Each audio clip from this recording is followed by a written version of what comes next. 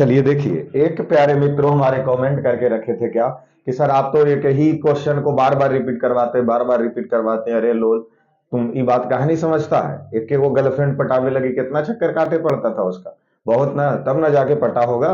तो अब वही बात है, यहाँ है कि अगर करंट अफेयर याद करना है तो एक ही क्वेश्चन को बहुत बार चक्कर मारना होगा। अगर तुम करंट अफेयर के चक्कर नहीं मान रहे हो तो नहीं होगा तुम्हारा करंट अफेयर। ठीक है, इसलिए अगर करंट अफेयर का अपना बनाना है तो इसके भी चारों तरफ चक्कर क्या करना होगा, लगाना होगा। और इसीलिए आज रविवार जो है, तो जो पिछले सप्ताह मतलब 21 से लेकर 28 दिसंबर, जो 21 तारीख को संडे था, उसके बाद 22 से 28 तक के जितने भी करंट अफेयर हैं उसका अभी लगाना क्या है, चक्कर लगाना है। टोटल 100 प्रश्न के आसपास में यहाँ हमारे पास अवेलेबल है, इसमें लगा लो चक्कर। अब इसको पहले हम पढ़े थे, प्रत्येक दिन बाई दिन प्रत्येक डे पढ़े थे, आज संडे है, सभी सप्ताह का करंट अफेयर आज निपटा लो।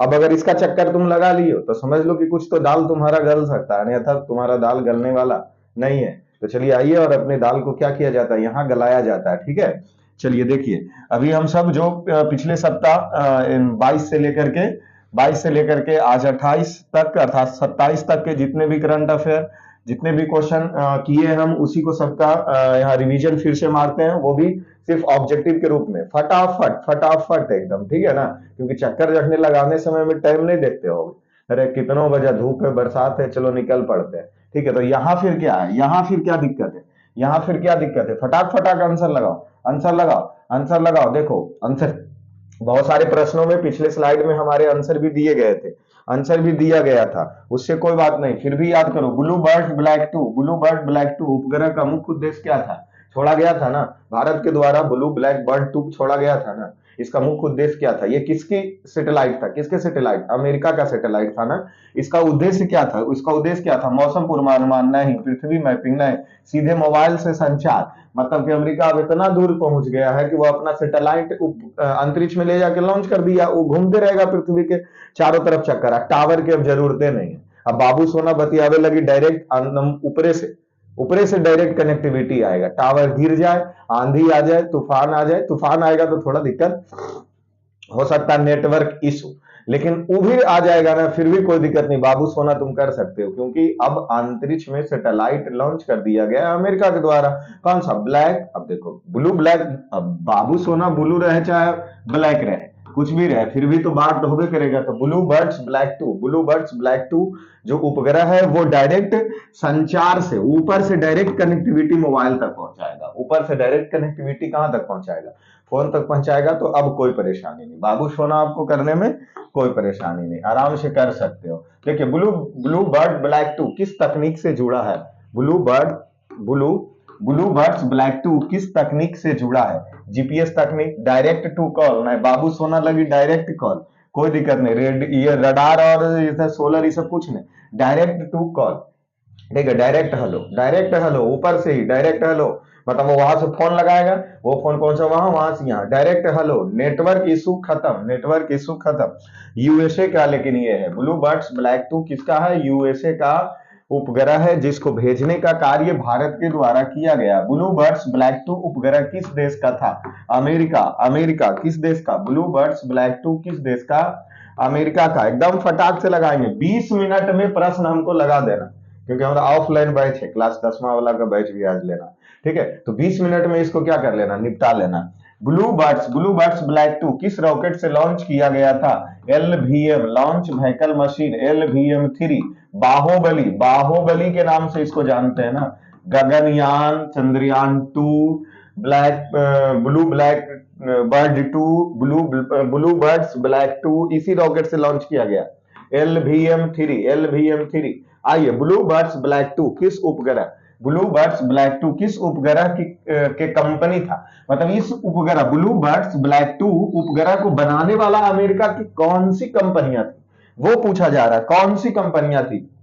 स्पेस एक्स नहीं, नासा नहीं, AST स्पेक्स मोबाइल, ये मोबाइल की कंपनी थी, AST स्पेस मोबाइल की कंपनी थी। ठीक है, चलो, इस मिशन में भारत का कौन सा उपग्रह शामिल है? इस उपग्रह, तो इसमें भारत के कोई नहीं, इनसैट, जीसैट, एनबीआईएस कुछ नहीं, भारत के एको को उपग्रह नहीं भेजा गया, एको को नहीं, सब वही एकमात्र उपग्रह भेजा गया जिसका वजन 6.1 टन था। मतलब भारत आज तक के इतना भारी वजनदार उपग्रह अंतरिक्ष में नहीं ले गया, इसलिए भारत का ये क्या था, रिकॉर्ड भी था, भारत के ये क्या था, रिकॉर्ड था। ठीक है, भारत का ये रिकॉर्ड था। कब भेजा गया था? 24 तारीख को।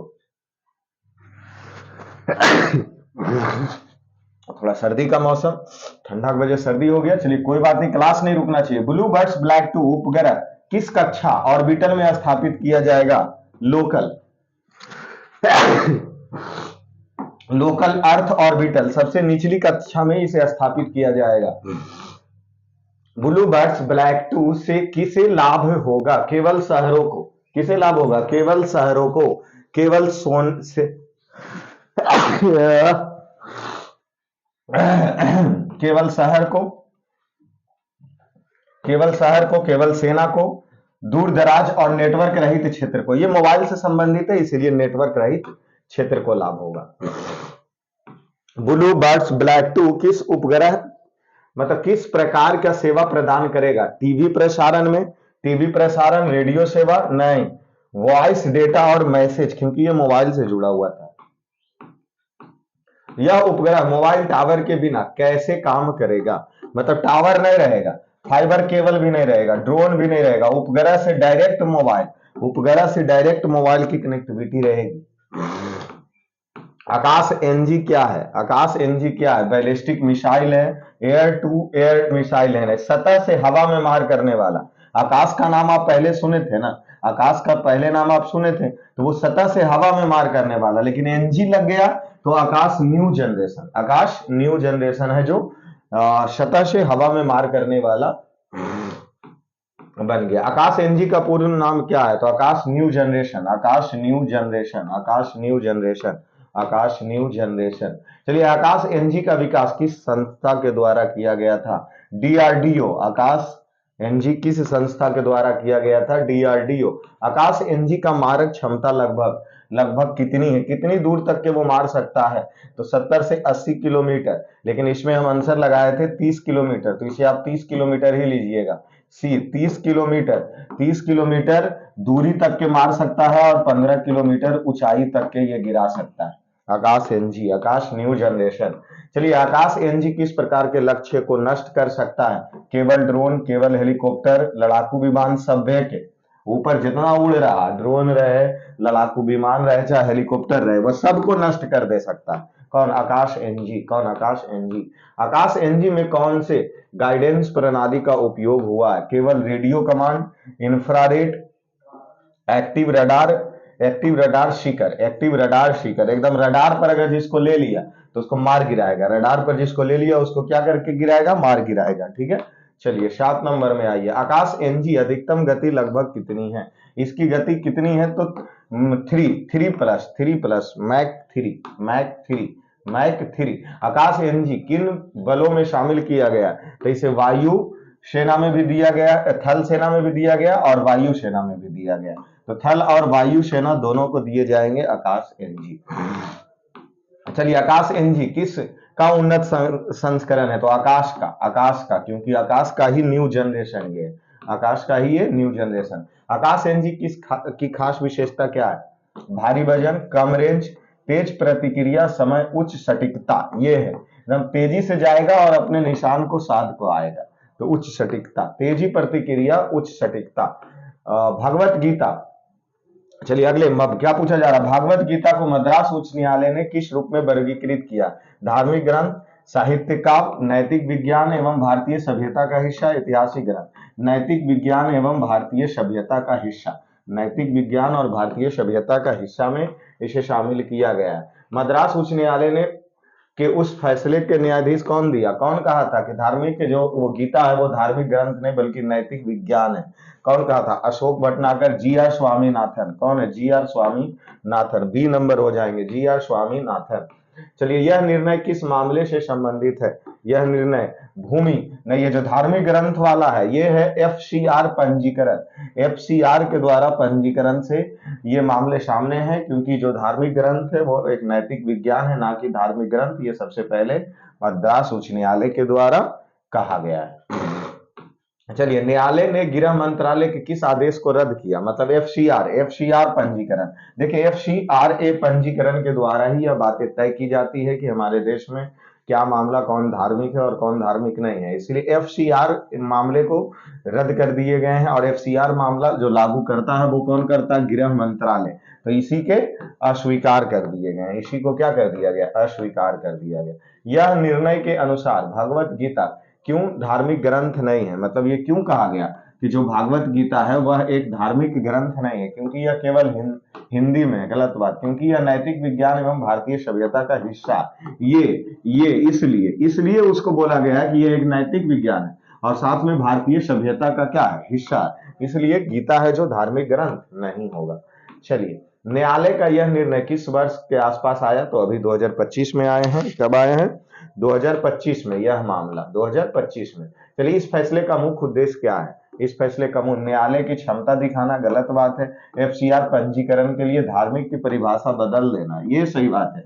एफसीआर जो हमारे गृह मंत्रालय के अंतर्गत में आते हैं उनके अनुसार में से धार्मिक ग्रंथ का परिभाषा को स्पष्ट करके बदल देना, अस्वीकार कर देना, उच्च न्यायालय के द्वारा यह काम की गई है। इसलिए बोला जा रहा है एफसीआरए का अपना परिभाषा तुम बदल दो, धार्मिक ग्रंथ यह नहीं है, भागवत गीता धार्मिक ग्रंथ नहीं है। ठीक है, चलिए आगे आ जाइए। FCR foreign contribution regulation act, Bharat है जो, ये क्या है जो बोला जा रहा है? भारत का कानून है जो विदेश स्रोत से प्राप्त फंड पंजीकरण, निगरानी और सही उपयोग को सुनिश्चित करता है। मतलब एफसीआर है यही चीज, ये सब सभी चीज को क्या सुनिश्चित करता था कि कौन धार्मिक ग्रंथ है और कौन धार्मिक ग्रंथ नहीं है। तो ये सुनिश्चित, इसी के विरुद्ध में कार्य किए गए हैं। एफसीआर के तहत मुख्य नियम क्या है? एफसीआर के तहत मुख्य नियम, विदेशी फंड प्राप्त करने वाले संगठन को एफसीआर पंजीकरण होना अनिवार्य है।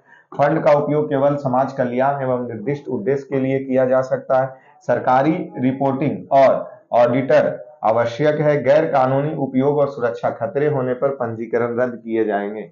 अब एफसीआर के तहत मुख्य इसका क्या है?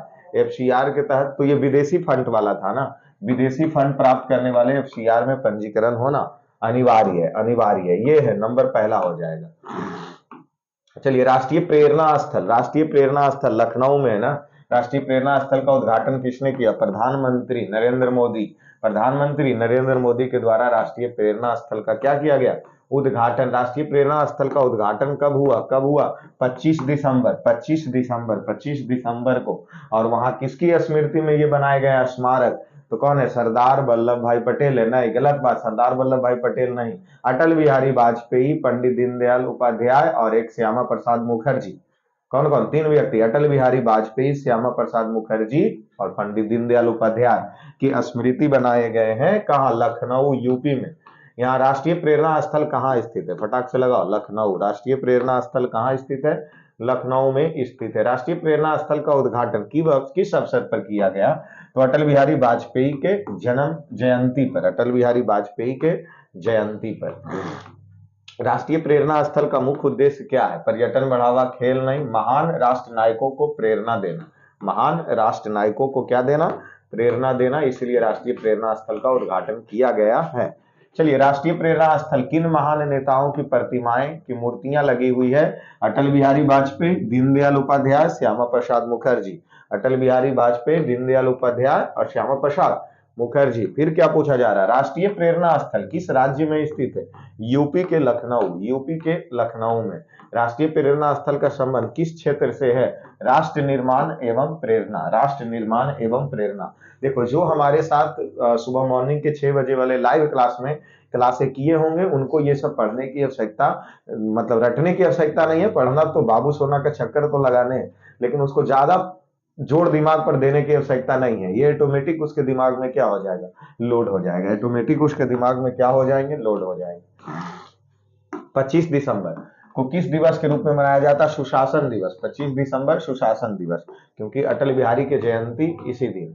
चलिए, राष्ट्रीय प्रेरणा स्थल का मुख्य लक्ष्य किस वर्ग को प्रेरित करना है, तो शायद वो युवा वर्ग को प्रेरित करना होगा। युवा और नागरिकों को क्या करना, प्रेरित करना, युवा और नागरिकों को प्रेरित करना। देखिए, राष्ट्रीय विज्ञान पुरस्कार दिए गए, राष्ट्रीय विज्ञान पुरस्कार दिया गया और इस राष्ट्रीय विज्ञान पुरस्कार की शुरुआत 2024 ईस्वी में किए गए, जो कि पहले से भटनागर पुरस्कार जो दिया जाता था, उस भटनागर पुरस्कार के जगह पर क्या परिवर्तन कर दिया गया, राष्ट्रीय विज्ञान पुरस्कार। देखिए देखिए, राष्ट्रीय विज्ञान पुरस्कार देने कब से शुरू हुआ, 2024 से। राष्ट्रीय विज्ञान पुरस्कार कौन देगा, भारत सरकार, और साथ में देने वाले हस्ती कौन होंगे, राष्ट्रपति द्रौपदी मुर्मू, जो कि विज्ञान प्रौद्योगिकी और नवाचार क्षेत्र के उत्कृष्टता के योगदान के लिए यह पुरस्कार दिए जाएंगे। और इससे पहले जो राष्ट्रीय, क्या बोला जा रहा है, राष्ट्रीय विज्ञान जो पुरस्कार है उसकी किसका जगह लिया है, तो शांति स्वरूप भटनागर पुरस्कार का। राष्ट्रीय विज्ञान पुरस्कार किसका जगह लिया, शांति स्वरूप भटनागर पुरस्कार का लिया गया है। इसमें 22 व्यक्ति को दिया गया है। 2025 में राष्ट्रीय विज्ञान पुरस्कार कितने व्यक्ति को दिए गए, टोटल 22 व्यक्ति को यह पुरस्कार क्या किया गया, दिया गया है। और ये विज्ञान, जिसमें इसके 4 श्रेणी होते हैं, विज्ञान रत्न, विज्ञान श्री, विज्ञान युवा और विज्ञान टीम। अर्थात राष्ट्रीय विज्ञान पुरस्कार के कितने श्रेणी होते हैं, 4 श्रेणी। कौन कौन, विज्ञान, विज्ञान रत्न, विज्ञान श्री, विज्ञान युवा, विज्ञान टीम। अगर किसी व्यक्ति को देना है, किसी स्पेशल व्यक्ति, जीवन भर अगर वह किसी चीज में उत्कृष्टता के लिए योगदान अगर निभाया है, सिंगल व्यक्ति, तो उसको विज्ञान श्री पुरस्कार दिए जाएंगे, सॉरी विज्ञान रत्न पुरस्कार दिए जाएंगे। पूरे जीवन भर अगर वो लगा दिया है तो। और विज्ञान श्री विशिष्ट एवं प्रभावशाली योगदान के लिए विज्ञान श्री दिए जाएंगे। और अगर कोई युवा वैज्ञानिक है, उसको दिया जाएगा विज्ञान युवा पुरस्कार। और अगर कोई टीम ने मिलकर के अगर कार्य करके कुछ विज्ञान के क्षेत्रों में उत्कृष्टता प्रदान की है, तो उसको दिए जाएंगे विज्ञान टीम पुरस्कार, उसको दिए जाएंगे विज्ञान टीम। जैसे विज्ञान रत्न किसको दिया गया, तो ये मरणोपरांत दिए गए प्रोफेसर जयंत विष्णु नालिकर। प्रोफेसर जयंत विष्णु नालिकर को क्या दिया गया, विज्ञान श्री विष्णु नालिकर, सिर्फ इतना याद रखिए ना, विष्णु नालिकर को कौन से पुरस्कार दिए गए, विष्णु नालिकर को कौन से पुरस्कार, तो विज्ञान श्री 2025 का पुरस्कार किसको दिया गया, विष्णु नालिकर। और ये कौन से क्षेत्र से है, भौतिक के क्षेत्र में, जो कि पूरे अपने जीवन, जो कि मरला के बाद इनके परिवार को दिया गया, अर्थात मरणोपरांत यह पुरस्कार उनको दिए गए। योगदान इनका क्या था कि ब्रह्मांड विज्ञान कॉस्मोलॉजी के महत्वपूर्ण कार्य, ब्रह्मांड विज्ञान कॉस्मोलॉजी के महत्वपूर्ण कार्य के लिए उसको दिया गया। चलिए, विज्ञान श्री, चयनित उदाहरण, विज्ञान श्री किसे दिया गया, तो थंगराज को जैविक विज्ञान के लिए, अनिरुद्ध पंडित को इंजीनियरिंग के लिए, वेंकट मोहन को पर्यावरण के लिए, मतलब मोहन तो पर्यावरण। जैसे देखिए, इसको हम पढ़ा देते हैं आपको, थंगराज, थंग से तुम ये बात समझो कि कभी थकता नहीं, तो जैव कोशिकाएं कभी थकती नहीं है, ऐसे जस्ट उल्टा ले रहे हैं, ऐसे तो थकता है, आप भी जानते हैं। तो थंगराज तो ये जैविक के लिए, थंगराज जैविक के लिए, मोहन तो पर्यावरण, पंडित तो इंजीनियरिंग, कौन पंडित, अनिरुद्ध पंडित इंजीनियरिंग विज्ञान, और थंगराज जैविक विज्ञान, और जो मोहन है वो पर्यावरण विज्ञान से संबंधित है। इसको दिया गया विज्ञान श्री। चलिए, विज्ञान युवा किसके जगह, तो शांति स्वरूप भटनागर के जगह पर इसको दिया जाता है, युवा वैज्ञानिक की उत्कृष्टता शोध करने के लिए, कि ताकि ये पुरस्कार दिया जाए तो और लोगों, जैसे देखते थे ना पहले 9वां 10वां में टेस्ट होता था, टेस्ट में जो ज्यादा नंबर लाया उसको पेन दिया गया, पुरस्कार दिया गया, उसका और मनोबल बढ़ेगा और वो और तैयारी मन से करेगा, वो और तैयारी क्या करेगा, मन से करेगा। इसीलिए ना, तो ये रसायन विज्ञान, जीव विज्ञान, अंतरिक्ष विज्ञान, चिकित्सा इत्यादि के क्षेत्रों में दिए जाते हैं। और एक ये याद रख लो, ऊपर वाला एक याद रख लो, और एक ये नीचे वाला विज्ञान टीम याद कर लो, किसको दिया गया, CSIR की ओरम मिशन टीम को, CSIR मतलब किस टीम को विज्ञान श्री दिया गया। विज्ञान रत्न किसको दिया गया है, तो विष्णु नालिकर। विज्ञान टीम किसको दिया गया है, तो CSIR अरोमा मिशन टीम को, CSIR अरोमा मिशन टीम। ये क्या है, तो ये जो CSIR अरोमा टीम है, वो किसानों की आय बढ़ाने के लिए सुगंधित पौधे पर अनुसंधान है। चलिए, आइए ऑब्जेक्टिव कीजिए। राष्ट्रीय विज्ञान पुरस्कार की शुरुआत 2024, राष्ट्रीय विज्ञान पुरस्कार किसके द्वारा दिए जाते हैं? भारत के राष्ट्रपति के द्वारा। राष्ट्रीय विज्ञान पुरस्कार का मुख्य उद्देश्य क्या था? तो विज्ञान और तकनीक उत्कृष्टता योगदान का सम्मान देना। राष्ट्रीय विज्ञान पुरस्कार कितने श्रेणी में दिए जाते हैं? तो 4 श्रेणी में दिया जाता है। चलिए फटाक, विज्ञान रत्न पुरस्कार किसके लिए दिए जाते हैं? तो यह आजीवन उत्कृष्टता योगदान के लिए। देख रहे हैं ना, रत्न है, विज्ञान रत्न, पूरे जीवन लगा दो, पूरे जीवन लगा दो। विष्णु नालिकर, विष्णु नालिकर आजीवन भर एकदम उसी में समय बिता दिया। विज्ञान श्री पुरस्कार किस श्रेणी में? तो विशिष्ट वैज्ञानिक योगदान के लिए, और जिसमें से मोहन को पर्यावरण और यंगराज को जैविक और अनुरुद्धा पंडित को इंजीनियरिंग के क्षेत्र में दिया गया। चलिए विज्ञान युवा के लिए, तो युवाओं को वैज्ञानिक बढ़ावा देने के लिए युवा वैज्ञानिक पुरस्कार दिए गए। और ये विज्ञान युवा पुरस्कार का पूरा नाम क्या है? विज्ञान युवा शांति स्वरूप भटनागर। विज्ञान युवा शांति स्वरूप भटनागर, युवा वाले में शांति स्वरूप भटनागर, वैसे भी भटनागर पुरस्कार का ही स्थान लिया है। विज्ञान टीम पुरस्कार, टीम किसको दिया गया था? वैज्ञानिक के टीम को दिए जाते हैं यह टीम पुरस्कार। और राष्ट्रीय विज्ञान पुरस्कार किस पुराने पुरस्कार का नाम लिया है? तो यह भटनागर, शांति स्वरूप भटनागर पुरस्कार की जगह पर ले लिया राष्ट्रीय विज्ञान पुरस्कार। राष्ट्रीय विज्ञान पुरस्कार 2025 में विज्ञान रत्न पुरस्कार किसे दिया गया? रत्न, तो विष्णु नालिकर विज्ञान रत्न आजीवन के लिए दिया गया ना, तो विष्णु नालिकर। जयंत विष्णु नालिकर को किस क्षेत्र के से थे? तो भौतिकी के क्षेत्र से। किस क्षेत्र से थे? भौतिकी के क्षेत्र से। 2025 में विज्ञान रत्न पुरस्कार किसे दिया गया? तो मरणोपरांत, मतलब किस रूप में? तो मरणोपरांत रूप में दिया गया 2025। विज्ञान टीम तो किसका कंपनी? अरोमा, CSIR की अरोमा मिशन टीम को, CSIR की अरोमा मिशन टीम को। CSIR का पूरा नाम council of scientific and industrial research, CSIR का पूरा नाम है। अब ये देखो, संसद खेल महोत्सव की शुरुआत किया गया था 21 सितंबर 2025 ईस्वी को प्रधानमंत्री के द्वारा, जिसकी समाप्ति कर दी गई है। जिसकी क्या कर दी गई है? समाप्ति कर दी गई है। और सभी लोगों को पुरस्कार जो जीतने वाले थे उसको दे दिया गया। जैसे यहाँ देख लीजिए कि संसद खेल की शुरुआत 21 दिसंबर 2025 को हुआ। लोक स्तरीय सितंबर से दिसंबर तक हुए। ये मेगा फाइनल हुआ था 23 दिसंबर को और समापन हो गया 25 दिसंबर। अर्थात संसद जो खेल पुरस्कार थे, खेलने के लिए बढ़ावा देने के लिए, कुछ नहीं, लोकसभा मतलब संसद के द्वारा पूरे देश में खेल को बढ़ावा देने के लिए यह खेल शुरू किया गया था, जो कि 21 तारीख को शुरू किए गए थे और 25 दिसंबर की इसकी क्या हो गई? समाप्ति हो गई। समाप्ति का भाषण प्रधानमंत्री मोदी के द्वारा दिया गया। इसका उद्देश्य था स्थानीय खेल प्रतिभाओं की पहचान और फिट इंडिया का प्रचार करना। चलिए, क्रिसमस डे 25 तारीख को थे, तो हर साल क्रिसमस डे मनाए जाते हैं। यीशु मसीह के जन्म का प्रतीक है। कई राज्यों में यह मनाया गया।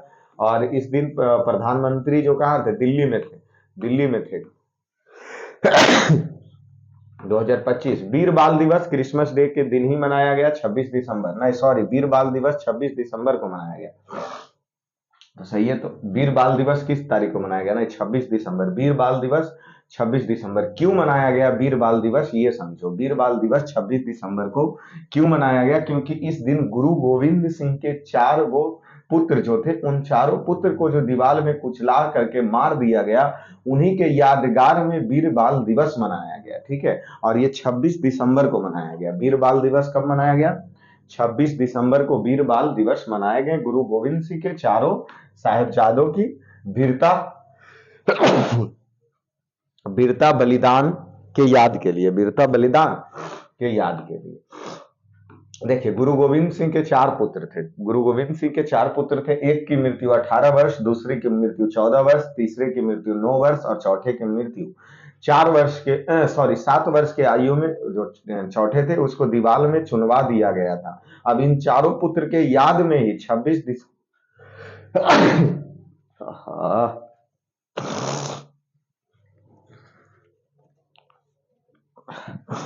सर्दी हो गया, लेकिन फिर भी क्लास को पूरा करेंगे, ठीक है। क्लास को फिर भी क्या करना है, पूरा करना है। 26 दिसंबर को वीर बाल दिवस के रूप में मनाया गया है। जैसे कि गुरु गोविंद सिंह के चारों पुत्र का नाम हमें याद रखना है, और चारों पुत्र में सबसे पहला अजीत सिंह, दूसरा जुझारू सिंह और तीसरा जोरावर सिंह। जोरावर सिंह था और फतेह सिंह था। कौन कौन हुआ? अजीत सिंह, जुझारू सिंह। पहला बड़े बेटे का नाम अजीत सिंह, दूसरे बेटे का नाम जुझारू सिंह, फिर जोरावर सिंह तीसरे बेटे का नाम, और फतेह सिंह चौथे बेटे का नाम। ठीक है। पहला का आयु पहला का आयु 18 वर्ष, दूसरा के 14 वर्ष, तीसरा 9 वर्ष और फिर 7 वर्ष के थे। चलिए, भारत सरकार 2022 ईस्वी से यह मनाया जाता है। वीर बाल दिवस कब से मनाया जाता है? 2022 ईस्वी से मनाया, घोषणा नरेंद्र मोदी प्रधानमंत्री के द्वारा। यहाँ पूछा जा रहा वीर बाल दिवस कब मनाया गया? 26 दिसंबर। वीर बाल दिवस कब मनाया गया? 26 दिसंबर को। वीर बाल दिवस किसकी स्मृति में मनाया जाता है? तो वही गुरु गोविंद सिंह के चारों साहेबजादे के स्मृति में, चारों साहेबजादे की स्मृति। गुरु गोविंद सिंह के जो बड़े साहबजादे थे उसका नाम क्या था? अजीत सिंह और जुझारू सिंह। अजीत सिंह और जुझारू सिंह। छोटे साहेबजादे को कहां शहीद किया गया था? सरहिंद में। सरहिंद में उसको दीवार में कुचला गया था। चमकौर का युद्ध कब हुआ था? 1705 में। चमकौर का युद्ध 1705, जिसमें उसके दूसरे बेटे जुझारू सिंह की हत्या हुई थी। वीर बाल दिवस मनाने की घोषणा कौन करता है? प्रधानमंत्री नरेंद्र मोदी। भारत में वीर बाल दिवस की शुरुआत 2022 में हुआ। छोटे साहिबजादे की आयु क्या थी? एगो 7 वर्ष, एगो के 9 वर्ष। चलिए, वीर बाल दिवस का मुख्य उद्देश्य क्या है? तो यह बच्चों में वीरता और बलिदान का सम्मान देना। चलिए, छोटे साहिबजादे ने किस बात से इनकार किया था? धर्म परिवर्तन से। जो फतेह सिंह था वो धर्म परिवर्तन से इनकार किया था, इसीलिए उनकी हत्या हुई। और 26 दिसंबर 2025 में जो वीर बाल दिवस मनाए गए उसमें टोटल 20 होनहार बच्चे को राष्ट्रीय बाल पुरस्कार से सम्मानित किया गया। राष्ट्रीय बाल पुरस्कार से क्या किया गया? सम्मानित किए गए टोटल 20 बच्चे को। और उसी में से बिहार के वैभव सूर्यवंशी क्रिकेट के क्षेत्र में है, उसे दिया गया है ये पुरस्कार वीर बाल दिवस के शुभ अवसर पर, राष्ट्रीय बाल पुरस्कार। सूर्यवंशी को कौन पुरस्कार? राष्ट्रीय बाल पुरस्कार। और लक्ष्मी प्रतिज्ञा शतरंज के हैं, इसको भी दिया गया। और सुनील एक हैं बिहार के, उनको भी दिया गया है। सुनील एक बिहार के, उनको भी दिया गया है। चलिए, शहीद उधम सिंह 26 दिसंबर को भी उधम सिंह की क्या हुई थी? मृत्यु हुई थी। उधम सिंह वही जालियांवाला बाग हत्याकांड में जाकर के जनरल ओडायर को इंग्लैंड में जाकर के गोली मारा था। तो 26 दिसंबर की उनकी क्या हुई थी? 26 दिसंबर की उनकी जयंती था, क्योंकि इनका जन्म 26 दिसंबर 1899 ईस्वी में हुआ था, सुनाम पंजाब में। और इसका शेर सिंह उधम सिंह पूरा नाम है। ठीक है। और ये जनरल ओडायर को लंदन में गोली मारा 31 जुलाई 1940 ईस्वी को। और ये माइकल ओडायर को, किसको? माइकल ओडायर को। और 28 तारीख के जाएंगे कहाँ? 28 तारीख के ये जो द्रौपदी मुर्मू हैं वो कर्नाटक के कारवार हार्बर में पनडुब्बी से समुद्री यात्रा करेंगे 28 तारीख को। तो ये 28 तारीख तक के हम अभी तो 28 तारीख के द्रौपदी मुर्मू ऐसे करेंगे, तो सोमवार के जो करंट अफेयर आएंगे उसमें इसको जोड़ करके क्या कर दिया जाएगा, बता दिए जाएंगे। तो सुबह आप 6 बजे अवश्य इंतजार हमारा कीजिए। सुबह 6 बजे आप अवश्य इंतजार कीजिए। लाइव क्लास में इन सभी चीजों को एनालिसिस किए गए हैं। चलिए, अभी देखिए, बिहार के वाल्मीकि अभ्यारण्य है, वहां टाइगर की संख्या में काफी वृद्धि हुई है। लगभग 15 साल में 7 गुना ज्यादा टाइगर अगर बढ़े हैं, तो वो बिहार के वाल्मीकि नगर पश्चिमी चंपारण में जो स्थित है। क्योंकि जब इसे 2010 में रखा गया था तो 8 से